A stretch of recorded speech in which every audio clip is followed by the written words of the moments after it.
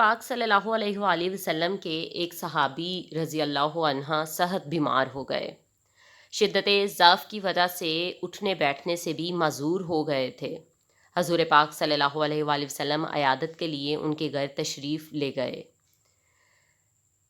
بیمار صحابی نے جب آپ صلی اللہ علیہ وآلہ وسلم کو دیکھا تو خوشی سے نئی زندگی محسوس کی اور ایسا معلوم ہوا کہ جیسے کوئی مردہ اچانک زندہ ہو گیا ہو۔ زہ نصیب اس بیماری نے تو مجھے خوش نصیب کر دیا، جس کی بدولت میرے غریب ہانے کو شاہ دو عالم صلی اللہ علیہ وآلہ وسلم کے پائے اقدس چومنے کی سعادت حاصل ہوئی۔ اس صحابی نے کہا، اے میری بیماری اور بخار اور رنج و غم اور اے درد اور بیداری شب تجھے مبارک ہو، بسبب تمہارے اس وقت نبی پاک صلی اللہ علیہ وآلہ وسلم میری عیادت کو میرے پاس تشریف لائے۔ جب آپ صلی اللہ علیہ وآلہ وسلم ان کی عیادت سے فارغ ہوئے تو آپ صلی اللہ علیہ وآلہ وسلم نے ارشاد فرمایا، تمہیں کچھ یاد ہے کہ تم نے حالت صحت میں کوئی نامناسب دعا مانگی ہو؟ انہوں نے کہا، مجھے کوئی یاد نہیں آتا کہ کیا دعا کی تھی۔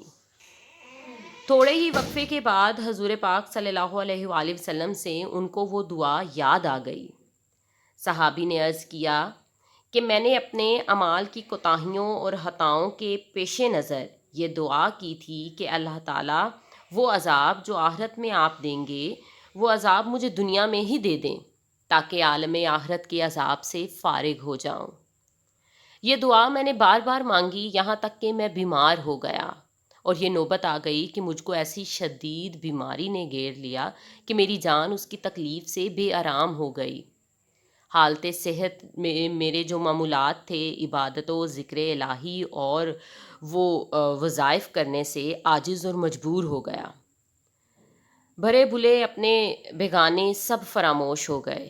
اب اگر آپ صلی اللہ علیہ وآلہ وسلم کا روئے اقدس نہ دیکھتا تو بس میرا کام تمام ہو چکا تھا۔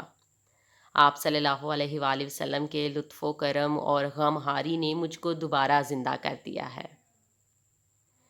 اس مضمون دعا کو رسول صلی اللہ علیہ وآلہ وسلم نے سن کر ناراضگی کا اظہار کیا اور منع فرمایا کہ آئندہ ایسی نامناسب دعا مت کرنا، یہ آداب بندگی کے خلاف ہے کہ انسان اپنے مولا سے بلا و عذاب طلب کرے۔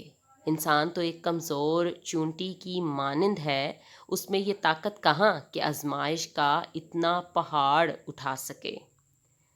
صحابی نے عرض کی، اے شاہ دو عالم صلی اللہ علیہ وآلہ وسلم، میری 1000 بار توبہ کہ آئندہ کبھی ایسی بات زبان پر لاؤں۔ حضور صلی اللہ علیہ وآلہ وسلم، میرے ماں باپ آپ صلی اللہ علیہ وآلہ وسلم پر قربان، اب آئندہ میرے لیے رہنمائی فرمائیں۔ تو آپ صلی اللہ علیہ وآلہ وسلم نے اس کو نصیحت فرمائی،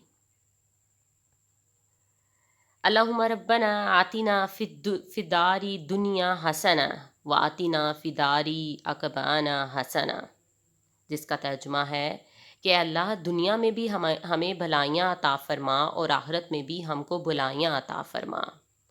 خدا تمہاری مصیبت کے کانٹوں کو گلشن راحت میں تبدیل کر دے، آمین۔